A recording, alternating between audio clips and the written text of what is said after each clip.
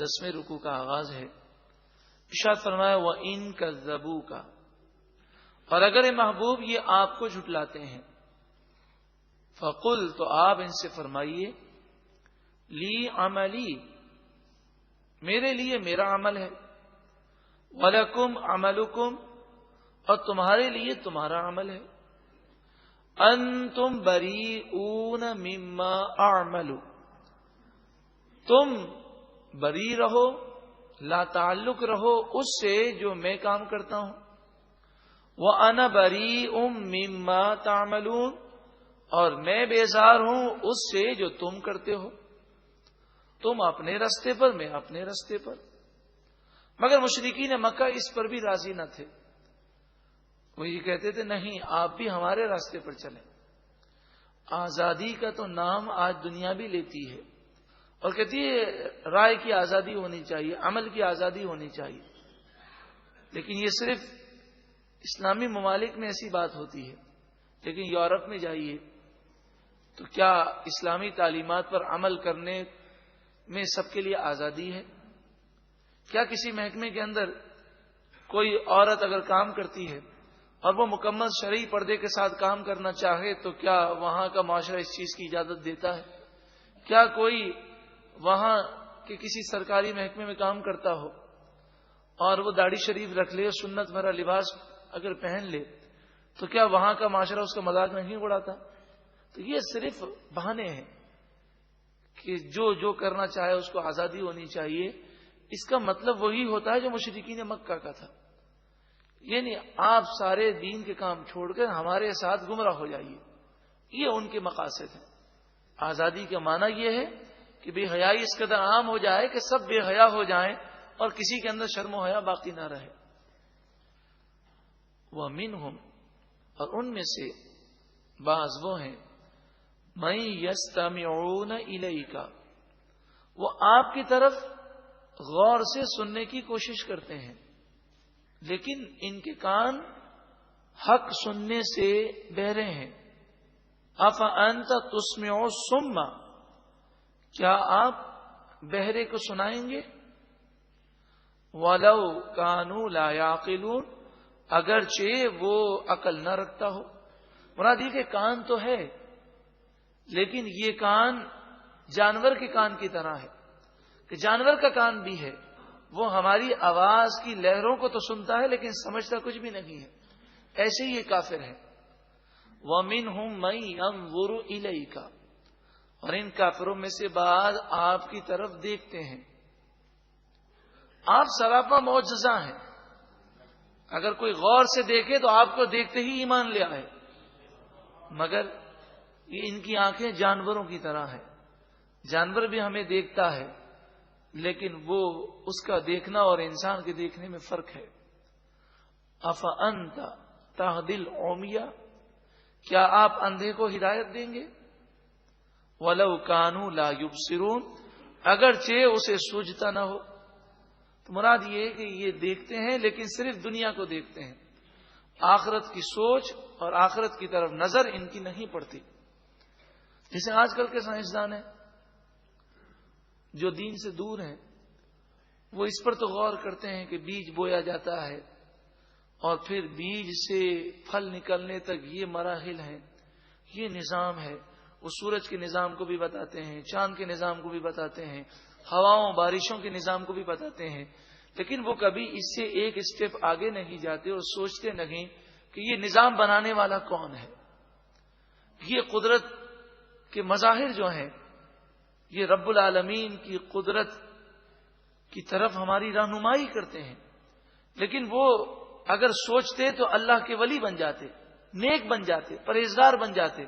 لیکن ہم نے تو دیکھا کہ وہ دنیاوی تعلیم پڑھنے کے بعد جو دین سے دور ہوتے ہیں وہ زیادہ ہی دین سے دور ہو جاتے ہیں، کیونکہ ان کی سوچ کا محور وہاں تک جاتا ہی نہیں ہے.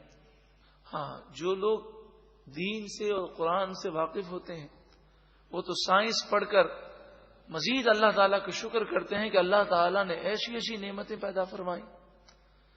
ان اللہ لا یظلم الناس شیئا، بے شک اللہ لوگوں پر کچھ بھی ظلم نہیں کرتا. وَلَكِنَّ النَّاسَ أَنفُسَهُمْ يَظْلِمُونَ، بلکہ لوگ خود اپنی جانوں پر گناہ کر کے ظلم کرتے ہیں۔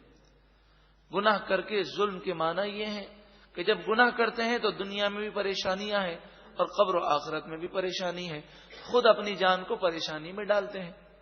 وَيَوْمَ يَحْشُرُهُمْ، اور اس قیامت کے دن اللہ تعالیٰ انہیں جمع فرمائے گا۔ كَأَن لَّمْ يَلْبَثُوا إِلَّا سَاعَةً مِّنَ النَّهَارِ، وہ جب قیامت کے میدان میں آئیں گے تو انہیں محسوس ہوگا گویا کہ پوری زندگی دن کی ایک گھڑی کی طرح تھی۔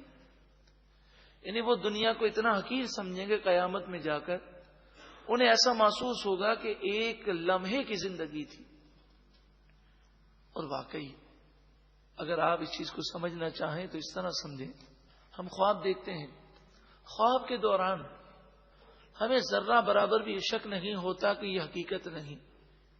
خواب کے دوران ہم یہی سوچ رہے ہوتے ہیں کہ یہ حقیقت ہے، لیکن جب آنکھ کھلتی ہے تو احساس ہوتا ہے یہ تو خواب تھا، اس کی کوئی حقیقت ان معنوں میں نہیں کہ ہم نے یہ تصور کیا کہ ہم فلاں جگہ پہنچ گئے، لیکن آنکھ کھلی تو اپنے بستر پر ہی ہیں، فلاں جگہ نہیں پہنچے۔ اسی طرح دنیا کا بھی یہی معاملہ ہے، جب تک انسان دنیا میں رہتا ہے سمجھتا ہے یہی سب کچھ ہے، لیکن جب اس کی آنکھ بند ہوتی ہے، حضرت علی رضی اللہ تعالی عنہ فرماتے ہیں، لوگ کہتے ہیں آنکھ بند ہوتی ہے، حقیقتاً اس کی آنکھ کھل جاتی ہے، تو یہ خواب سے بیدار ہوتا ہے، تو دنیا ایک خواب اور اسے دھوکہ محسوس ہوتی ہے۔ یتعارفون بینہم، آپس میں ایک دوسرے کو پہچانیں گے، مگر کوئی کسی کا ساتھ دینے اور کسی کے پاس کھڑا رہنے کے لیے تیار نہیں ہوگا، کوئی ایک نیکی دینے کو تیار نہ ہوگا۔ قد خسر الذین کذبوا بلقاء اللہ، بے شک وہ لوگ بڑے خسارے میں رہے، نقصان میں رہے، جنہوں نے اللہ کی ملاقات کو جھٹلا دیا اور آخرت کا تصور اور آخرت پر یقین انہوں نے نہ رکھا۔ کافر کو تو آخرت کا یقین نہیں، اور مسلمان کا جب آخرت پر یقین کمزور ہو جاتا ہے، عقیدہ تو ہے کہ مر کر اٹھنا ہے، لیکن وہ تصور ہر وقت جب ذہن میں نہیں رہتا تو بندہ گناہ کرتا ہے، اور جب تصور آخرت پیدا ہو جائے گناہوں سے جان چھوٹ جاتی ہے۔ وما کانوا مہتدین، اور وہ ہدایت یافتہ نہ تھے۔ وَإِمَّا نُرِيَنَّكَ بَعْدَ الَّذِي نَعِدُهُمْ، اور اگر ہم آپ کو بعض وہ چیزیں دکھا دیں جس کا ہم ان سے وعدہ فرماتے ہیں، یعنی جو عذاب ان پر آنے والا ہے وہ دنیا ہی میں آ جائے، اور اے محبوب آپ اپنی نگاہوں سے ان پر عذاب دیکھیں، یہ بھی ہم کر سکتے ہیں۔ او نتوفینک، یا ہم آپ کو اپنی طرف بلا لیں، فإلینا مرجعوہم، پھر ہماری طرف وہ بھی لوٹیں گے۔ ثم اللہ شہید علی ما یفعلون، پھر اللہ تعالی گواہ ہوگا ان تمام کاموں پر جو وہ کیا کرتے تھے۔ مراد یہ ہے کہ اگر کافروں، فاسقوں، گناہگاروں کو یہ خیال ہو کہ ہم پر مشکل نہیں آتی، ہم گناہ کرتے ہیں، ہم پر کوئی عذاب نہیں آتا، تو وہ سمجھ لیں کہ کبھی کبھی گناہوں پر دنیا میں پکڑ کی جاتی ہے، اور اصل جو پکڑ ہوگی وہ مرنے کے بعد ہوگی، اور مرنے کے بعد جب گرفت ہوگی تو فرمایا اگر کوئی شخص ساری زندگی اس نے عیش پایا ہوگا لیکن اللہ اس سے ناراض ہوگا، تو جب اس کی گرفت ہوگی اور جہنم کے عذاب میں وہ غوطہ کھائے گا تو ایک لمحے کا غوطہ ہی اسے یہ کہنے پر مجبور کر دے گا، اس قدر شدید تکلیف ہوگی کہ پچھلی راحتیں بھول جائے گا، اور وہ کہے گا زندگی میں میں نے کبھی کوئی راحت دیکھی ہی نہیں ہے۔ اور انسان اگر دنیا کے اندر تکالیف برداشت کرے لیکن اللہ اس سے راضی ہو جائے اور وہ اللہ کو راضی کرنے میں کامیاب ہو جائے، تو جنت میں داخل ہوتے ہی اسے اللہ تعالیٰ وہ سکون عطا فرمائے گا کہ وہ تکالیف کو بھول جائے گا اور کہے گا پروردگار میں نے تو کبھی کوئی تکلیف دیکھی ہی نہیں ہے۔ وَلِكُلِّ أُمَّةٍ رَسُولٌ، اور ہر امت کے لیے ایک رسول ہے۔ فَإِذَا جَاءَ رَسُولُهُمْ، پھر جب اس امت کے رسول آتے ہیں اور لوگ اس رسول کو جھٹلا دیتے ہیں، قُضِيَ بَيْنَهُمْ بِالْقِسْطِ، تو ان کے درمیان انصاف کے ساتھ فیصلہ کر دیا جاتا ہے، پھر وقت مقرر کر دیا جاتا ہے ان کی تباہی کا۔ وَهُمْ لَا يُظْلَمُونَ، اور ان پر ظلم نہیں کیا جاتا۔ وَيَقُولُونَ مَتَىٰ هَٰذَا الْوَعْدُ إِن كُنتُمْ صَادِقِينَ، یہ کافر کہتے ہیں یہ وعدہ قیامت کا کب آئے گا، کب پورا ہوگا، اگر تم سچے ہو۔ تو قیامت وہ مانگتے ہیں لیکن وہ اس بات کو جانتے نہیں، سوچتے نہیں کہ مرتے ہی حساب کتاب کا اثر تو شروع ہو جائے گا، موت کی تکالیف، پھر قبر کی تکالیف، اور پھر قیامت کے دن اٹھنا ہے۔ تو یہ تو قیامت کے بارے میں ایسا سوال کرتے ہیں گویا کہ وہ یہ سمجھتے ہیں کہ قیامت آ ہی نہیں سکتی۔ قیامت تو جب وقت مقرر ہوگا تب آئے گی، مقررہ وقت پر آئے گی، مگر یہ انہیں سوچنا چاہیے کہ موت تو اچانک آ سکتی ہے اور مرنے سے تو کوئی بچ ہی نہیں سکتا، تو وہ مر کر اللہ کی جناب میں کیا جواب دیں گے۔ اور جہاں تک تعلق ہے نفع نقصان کا، تو یہ عقیدہ ہمیشہ کے لیے سمجھ لیجئے کہ حقیقی نفع اور نقصان کا مالک صرف اللہ تعالی ہے۔ کسی فرشتے میں، کسی ولی میں، کسی نبی میں جو طاقت ہے وہ اللہ کی عطا سے ہے، بِإِذْنِ اللہ ہے۔ قل، اے محبوب آپ فرمائیے، لا املک لنفسی ضرا ولا نفعا، میں اپنے نفس کے لیے نفع اور نقصان کا مالک نہیں ہوں، الا ما شاء اللہ، مگر اسی کا مالک ہوں جو اللہ چاہے۔ وہی عقیدہ ہے کہ مجھ میں جو طاقت و قدرت ہے وہ اللہ کی عطا سے، ما شاء اللہ، ذاتی طاقتیں میرے پاس نہیں ہیں، کیونکہ ذاتی طاقتیں خدا کے پاس، جو معبود برحق ہے، ذاتی اختیار، ذاتی قدرت اسی کی ہے۔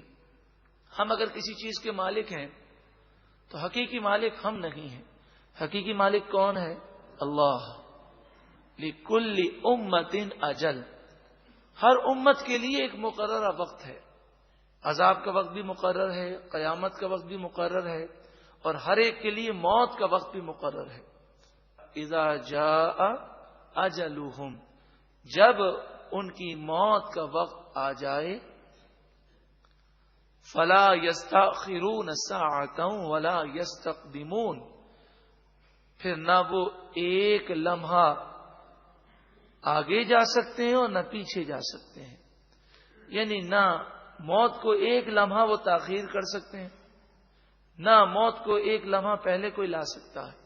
ایک وقت مقرر ہے، جس دن وہ دن آئے گا، وہ وقت آئے گا، ہم اپنے آخری انجام کی طرف، موت کی طرف خود بخود بڑھ جائیں گے۔ اور موت ایسے انداز میں آتی ہے کہ بندے کا تصور بھی نہیں ہوتا کہ مجھے موت اس طرح آ سکتی ہے۔ تو موت سے فرار تو ممکن نہیں، ہاں یہ ہونا چاہیے کہ بندہ اس وقت کی تیاری کرے اور اس وقت سے آنے سے پہلے ایسی تیاری کر لے کہ موت اس کے لیے تحفہ بن کر آئے، موت اس کے لیے جنت کی بشارت بن کر آئے۔ دیکھیں، ایک سمجھانے کے لیے عرض کرتا ہوں کہ ایک طالب علم ہے، وہ سال کے شروع کے اندر، ایک اسٹوڈنٹ ہے، سال کے شروع میں یہ سوچتا ہے کہ فلاں تاریخ کو سال کے اینڈ میں سالانہ امتحان ہوگا، تو اب وہ اس سے ڈرے یا نہ ڈرے، اس کی تیاری کرے یا نہ کرے، دن بہ دن وہ اس کے قریب جا رہا ہے، اور وہ دن آ جائے گا جس دن اسے امتحان دینا ہے۔ پھر اگر وہ کامیاب ہو جاتا ہے تو واقعی کامیاب ہے، اور اگر وہ اس کی تیاری نہیں تو ناکام ہو جائے گا، تو ناکام ہونے کی صورت میں اس کا پورا سال ضائع ہو جائے گا۔ اسی طرح ہم بھی قبر کے امتحان کی طرف رواں دواں ہیں، ایک ایک لمحہ ہمیں وہیں لے جا رہا ہے، اس سے فرار ممکن نہیں۔ اس قبر کے امتحان کی تیاری کیجیے۔ اب قبر کا امتحان کے 3 سوالات جو ہیں، من ربو کا، ما دینو کا، ما کنت تقول فی حق ھذا الرجل، یہ 3 سوال ہیں۔ پہلا سوال من ربو کا، تیرا رب کون ہے؟ دوسرا سوال ما دینو کا، تیرا دین کون سا ہے؟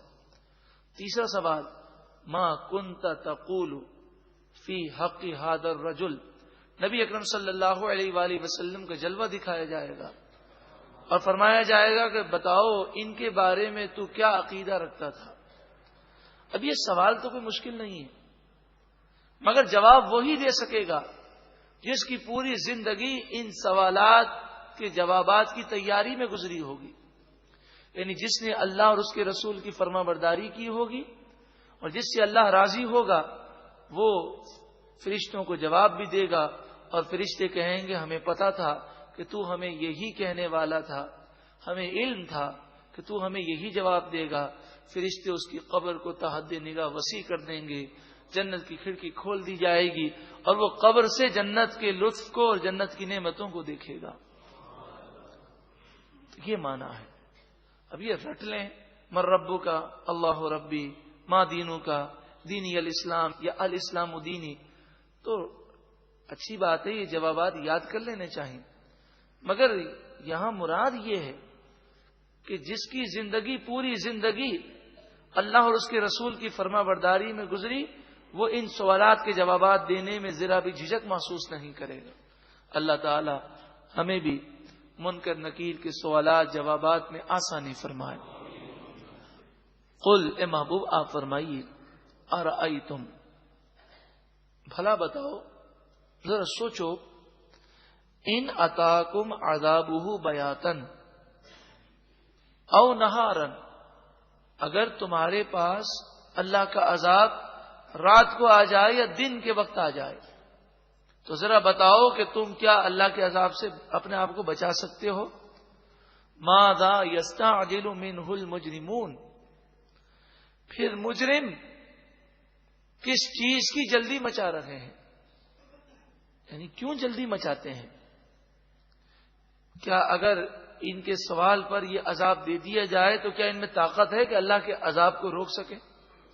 ثم اذا ما وقع آمنتم به، پھر جس چیز کی وہ جلدی مچاتے ہیں، تو قاعدہ یہ ہے کہ جب اللہ کا عذاب آ جائے پھر توبہ قبول نہیں ہوتی، تو اس وقت توبہ کرنے اور ایمان لانے کا کیا فائدہ انہیں حاصل ہوگا؟ ثم، کیا پھر، اذا ما وقع، جب وہ عذاب واقع ہو جائے گا، آمنتم به، تم اس پر ایمان لاؤ گے، الآن، اب تم ایمان لائے، حالانکہ عذاب دیکھ کر پھر ایمان قبول نہیں ہوتا۔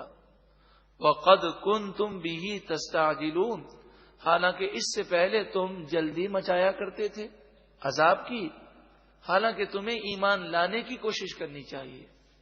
ثم قیل، پھر کہا جائے گا، للذین ظلموا، ظالموں سے، ذوقوا عذاب الخلد، چکھو ہمیشہ کا عذاب، هل تجزون الا بما کنتم تکسبون، تم جو کام کیا کرتے تھے اسی کا تمہیں بدلہ دیا جائے گا۔ مشرکین مکہ کا رد کیا جا رہا ہے، مسلمانوں کو غور کرنا چاہیے۔ ہم سب اس بات کو سمجھتے ہیں کہ موت آئے گی اور ہمیں قبر میں جانا ہے، اور ہم یہ خیال کرتے ہیں کہ جب اس کام سے فارغ ہو جاؤں، اس ٹینشن سے ذرا فارغ ہو جاؤں، پھر اللہ کا نیک بندہ بن جاؤں گا، ذرا یہ ذمہ داری سے میں سبکدوش ہو جاؤں، پھر میں اللہ کی عبادت کروں گا۔ لیکن آپ سوچیں کہ اس طرح کرتے کرتے اگر ملک الموت ہمارے سامنے آ گئے تو اس وقت اگر توبہ کریں گے تو اس وقت تو توبہ قبول بھی نہیں ہوگی، کہ جب ملک الموت روح قبض کرنے کے لیے آ جائیں تو نہ ایمان قبول ہوتا ہے، یعنی جو کافر اگر ایمان لائے تو اس کا ایمان قبول نہیں. اسی طرح اگر گناہگار مسلمان توبہ کرے تو اس کی توبہ قبول نہیں ہوتی. تو ابھی اور اسی وقت توبہ کر لیجئے، کیونکہ ملک الموت کب اپنا جلوہ دکھا دیں ہمیں نہیں معلوم. ارشاد فرمایا وَيَسْتَنبِئُونَكَ، وہ آپ سے سوال کرتے ہیں. حمزہ زبر آ کے معنی کیا؟ حق ہوا، کیا یہ اللہ کا کلام، یہ دین سچا ہے؟ قل ای و ربی، اے محبوب آپ فرمائیے میرے رب کی قسم، انہ لحق، بے شک یہ ضرور سچا کلام ہے، اور یہ وعدہ عذاب کا بھی سچا وعدہ ہے. وما انتم بمعجزین، اور تم ہرگز اللہ کو عاجز نہیں کر سکتے، یعنی اللہ کے عذاب سے تم نہیں بچ سکو گے. 10ویں رکوع کا آغاز ہے.